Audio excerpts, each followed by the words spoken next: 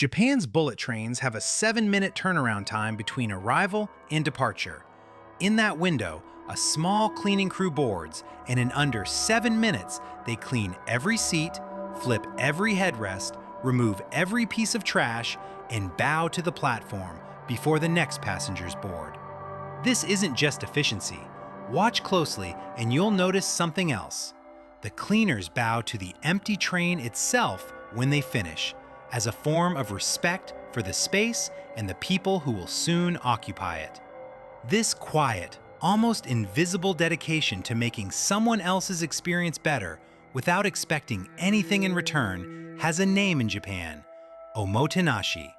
It's often translated as hospitality, but that word barely scratches the surface. In this video, I'll show you what Omotenashi really means and how this mindset can transform the way you treat everyone around you. Omotenashi is often compared to Western hospitality or customer service, but the philosophy behind it is fundamentally different. Western service is often transactional. You pay, you receive a service. Sometimes you tip as a reward for good performance. Omotenashi has no such exchange built into it.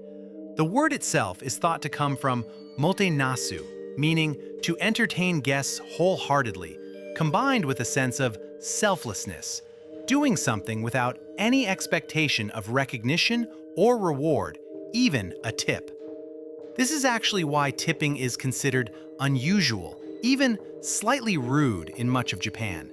Good service isn't something you pay extra for, it's simply how people are treated as a matter of course. The first principle of Omotenashi is anticipation, meeting a need before it's even been expressed. In many Japanese restaurants, staff will notice an empty water glass and refill it before you think to ask. Ryokan, traditional Japanese inns, will often adjust room temperature to match the season and the guest's likely preference before they've even checked in. This requires paying extremely close attention to small, often unspoken cues. A slightly furrowed brow, restless waiting, a returning guest's known preferences. Omotenashi treats guessing what someone might need as a skill worth mastering, not an inconvenience. The second principle is doing this work without expecting to be noticed, thanked, or rewarded for it. Remember the bullet train cleaners bowing to an empty train? There's no passenger there to see it, no manager watching, no tip waiting. The act itself is the entire point. This runs counter to a lot of modern advice around personal branding and self-promotion, where even acts of kindness are sometimes performed with half an eye on how they'll be perceived. Omotenashi asks a harder question. Would you still do this exact same thing if absolutely nobody would ever know? The third principle is a devotion to details most people would never think twice about. A gift wrapped not just neatly, but with the opening facing the receiver for easy unwrapping. A cup of tea served at the precise temperature to be enjoyable immediately, not too hot to wait for. A seat positioned so a guest has the best view, even if it means the host takes the worst one. None of these details are ever announced or explained. The guest is simply meant to feel comfortable, without ever knowing exactly why.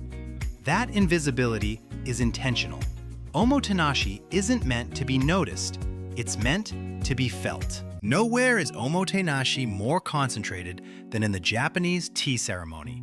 Every single movement, the angle the cup is turned toward the guest, the specific placement of utensils, even the choice of flowers based on the season and the guest's personal history, is planned entirely around the experience of the person being served.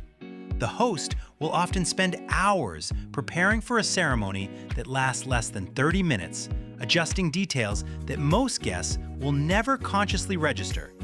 This ratio, enormous unseen preparation for a brief, seemingly effortless experience, is Omotenashi in its purest form. The goal was never to impress, it was to make someone else feel completely, effortlessly cared for. Here's how to bring Omotenashi into your own relationships and work, step by step.